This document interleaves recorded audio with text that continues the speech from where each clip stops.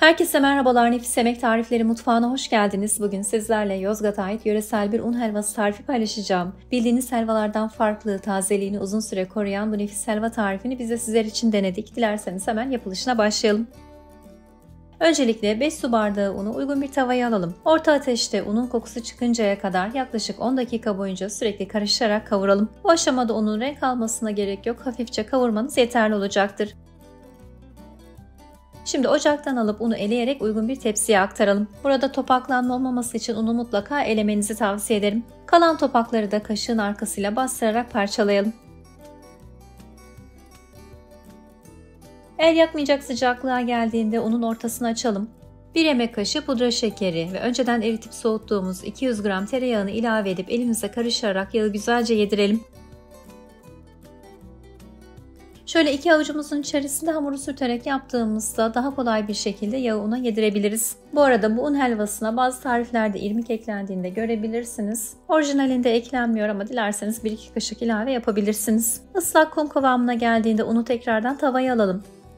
Ocağı açıp kavurmaya devam edelim. Bu aşamada ocağı kısık ateşte tutmanızda ve yakmamak için unu sürekli karıştırmanızda fayda var. Yaklaşık 20 dakika daha kavurduktan sonra rengi dönmeye başlayan unu ocaktan alıp tekrardan tepsiye aktaralım ve iyice yaydıralım. El yakmayacak sıcaklığa gelinceye kadar bu şekilde tepside bekletelim.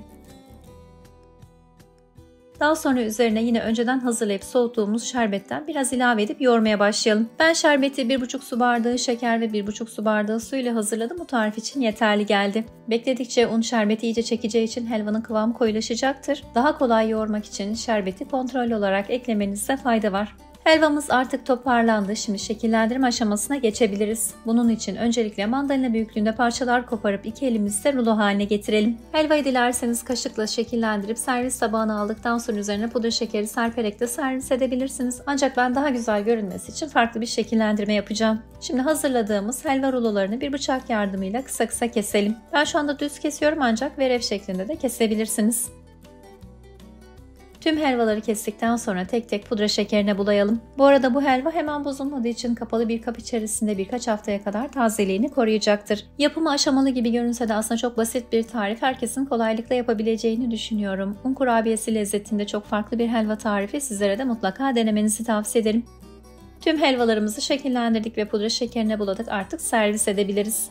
Yedikçe yemek isteyeceğiniz çok lezzetli bir helva oldu. Şimdiden deneyecek herkese afiyet olsun. Şöyle bir tanesini bölerek sizlere içini ve yumuşaklığını da göstermek istiyorum. Bekledikçe biraz daha sertleşecektir ancak lezzeti çok güzel.